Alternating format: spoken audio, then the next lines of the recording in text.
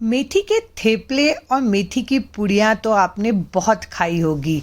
आप सोच रहे होंगे कि इसे देख के कि ये मेथी की पूड़ी है, पर जी नहीं, ये है मूंग और मेथी की एकदम टेस्टी चटपटी सी पूड़ी। इसे आप सफ़र में चाय ले जा सकते हैं, आप इसे बच्चों के लंच बॉक्स में दे सकते हैं और जो बच्चे मेथी नहीं खाते ना, वो भी इसे ना दोबारा मांग के खाएंगे। और साथ में बनाएंगे ये लहसुन और प्याज की चटपटी चटनी।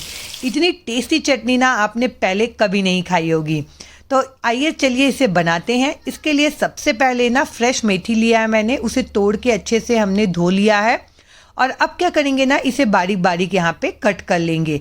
मेथी को बारीक बारीक कट करिएगा। फिर हम चढ़ाएंगे गैस में एक पैन और पैन में डालेंगे मेथी के पत्ते जो हमने कट करके रखा था ना वो, और इसे ना 2 से 3 मिनट के लिए अच्छे से यहाँ पे भून लेना है। ऐसा करने से क्या होगा, जो मेथी में कड़वापन लगता है ना, जब कभी भी हम पराठे बनाते हैं, पूड़ियाँ बनाते हैं, तो वो कड़वापन बिल्कुल भी नहीं लगेगा। और जो लोग मेथी नहीं खाते ना, वो भी इसे बड़े चाव से खाएंगे। तो यहाँ पे देख सकते हैं आप, मेथी को मैंने अच्छे से भून लिया है। अब यहाँ पे लिया है मैंने आधा कप भीगी हुई मूंग दाल। मूंग दाल को ना आप कम से कम 2 घंटे के लिए भिंगा दीजिएगा और उसे डाल देंगे हम मिक्सी के जार में। यहाँ पे ना पीसने के लिए पानी आपको बिल्कुल भी डालने की ज़रूरत नहीं है। 1 इंच अदरक डाला है और 1 हरी मिर्च। मिर्च की क्वांटिटी आप अपने अकॉर्डिंग कम ज़्यादा भी कर सकते हैं। इसे एकदम चिकना पीस लेना है। मूंग बहुत आसानी से पिस जाता है। पानी इसमें मत डालिएगा, वरना आपको बाद में इसे गूँथने में परेशानी आएगी। अब इसमें डाल देंगे जो मेथी हमने भून के रखा था ना वो, थोड़ा सा बारीक कटा हुआ हरा धनिया, 1 चम्मच के करीब अजवाइन लिया है मैंने जिसे हाथों से क्रश करके डाला है, 1/4 चम्मच हल्दी पाउडर, आधा चम्मच हींग, 1 चम्मच जीरा पाउडर, 1 चम्मच ही मैंने चाट मसाला डाला है, 1/4 चम्मच नमक और 1/4 चम्मच काला नमक और चुटकी भर गरम मसाला, 1/4 चम्मच कलौंजी और 2 चम्मच भर के सफ़ेद वाला तिल डालेंगे। अब इसे सॉफ्ट और कुरकुरा बनाने के लिए ना हम डालेंगे 2 चम्मच तेल, 1 चम्मच कश्मीरी लाल मिर्च और अब इसमें डालेंगे 1 कप भर के यहाँ पे गेहूं का आटा। और इसे ना अब अच्छे से मिक्स करते हुए हमें गूँथना है, क्योंकि हमने इसमें मूंग दाल डाला है तो उसी के पानी से ना ये गुथा जाएगा। आपको बिल्कुल भी यहाँ पे पानी डालने की ज़रूरत नहीं है। इसीलिए मैंने कहा था कि मूंग को पीसते समय पानी मत डालिएगा, वरना आपको ना यहाँ पे आटा ज़्यादा लगेगा।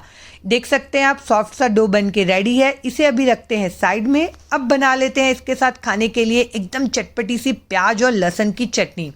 तो इसके लिए ना 3 से 4 प्याज को हम रफली चॉप कर लेंगे। अब ये चटनी हम बनाएंगे आज सिलबट्टे में।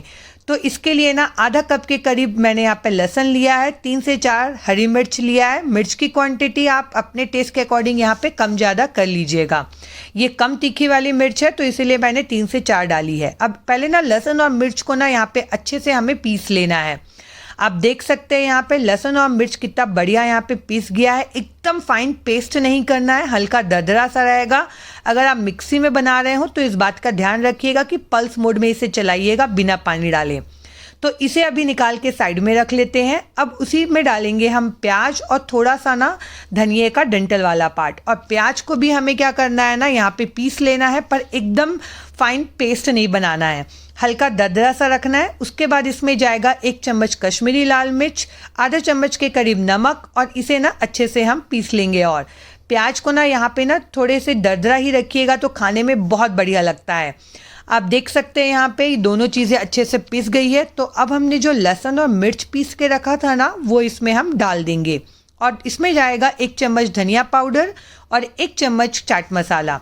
इसे पहले ना अच्छे से चम्मच से मिक्स कर रही हूँ मैं। उसके बाद ना इसे अच्छे से हम पीस लेंगे ताकि क्या ये अच्छे से मिक्स हो जाए। अब इसमें जाएगा 1/4 कप दही। फ्रेश दही डालिएगा, एकदम खट्टा दही मत यूज़ करिएगा। दही डालने के बाद ना इसे अच्छे से हमें मिक्स कर लेना है और उसके बाद ना थोड़ा इसे पीस लेना है ताकि सारी चीज़ें आपस में अच्छे से मिक्स हो जाए। आप देख सकते हैं यहाँ पे चटनी का कलर टेक्सचर कितना बढ़िया आया और इसकी खुशबू भी इतनी बढ़िया आती है ना कि क्या ही बताऊँ मैं। हमारी यहाँ पे चटनी पीस के रेडी है। तो अब हम क्या करेंगे ना, इसे निकाल लेंगे एक बाउल पे। इस चटनी को आप पराठे के साथ, रोटी के साथ, दाल चावल के साथ, जिसके साथ खाना चाहे ना खा सकते हैं। पकौड़ों के साथ भी बहुत बढ़िया लगती है चटनी। और इसे स्टोर करके ना आप 3 से 4 दिन फ्रिज में आराम से रख सकते हैं। अब मैंने इधर 3 से 4 चम्मच तेल गरम किया है। अच्छा तेल गरम करिएगा। उसके बाद इस चटनी में हमें इसे डाल देना है और हमारी चटनी यहाँ पे बन के रेडी है। इसे मिक्स कर लेना है अच्छे से और इस चटनी को आप ना फ्रिज में स्टोर करके रख सकते हैं 3 से 4 दिन, बिल्कुल ख़राब नहीं होती है। पकौड़ों के साथ, पराठों के साथ, दाल चावल के साथ, जिसके साथ चाहे उसके साथ खाइएगा। बहुत ही बढ़िया टेस्टी लगती है, चटपटी सी। तो अभी चटनी को रखते हैं साइड में। अब देखिए इधर आटा भी हमारा सेट हो गया है। तो अब हम क्या करेंगे ना, इसके छोटे छोटे लोई तोड़ लेंगे और उसके बाद ना आप चाहें तो तेल लगा के भी इसे बेल सकते हैं या इसे सूखे आटे लगा के भी बेल सकते हैं, आपकी चॉइस है। यहाँ पे पूड़ियों को ना बहुत ज़्यादा पतला भी नहीं बेलना है और बहुत ज़्यादा मोटा भी नहीं बेलना है, याद रखिएगा। बहुत पतला बेल लेंगे ना तो पूड़ी एकदम पापड़ की तरह हो जाएगी। तो यहाँ पे मैंने पूड़ियाँ बेल लिया है। अब तेल जब अच्छा गर्म हो जाएगा ना तो फ्लेम को लो टू मीडियम रखिएगा और पूड़ी को डालते जाएंगे। एकदम ज़्यादा ना खौलते तेल पे पूड़ियों को नहीं सेकना है, क्योंकि ये डालते साथ ही ना कलर पकड़ लेता है हमने, क्योंकि इसमें मूंग दाल डाला हुआ है। तो इस बात का ध्यान रखिएगा। और इसे ना पलटने के बाद ना थोड़ा सा ना चम्मच से दबाते हुए इसे प्रेस करते जाइएगा ताकि ना ये फूल जाए। आप देख सकते हैं कितना बढ़िया ये फूल गया है और ये कितना बढ़िया देखने में भी कलर इसका आया है। इसी तरीके से एक एक करके पूड़ियाँ डालते जाइएगा और इसे अलटते पलटते ना अच्छे से आपको सेक लेना है। जब पूड़ियाँ एक बार ऊपर आ जाए तो इसे हल्का सा चम्मच से प्रेस करिएगा तो पूड़ियाँ अपने आप फूलने लग जाएगी। आप जितनी भी पूड़ियाँ यहाँ पे तलेंगे ना एकदम फुली फुली और क्रिस्पी पूड़ी बन के रेडी होगी।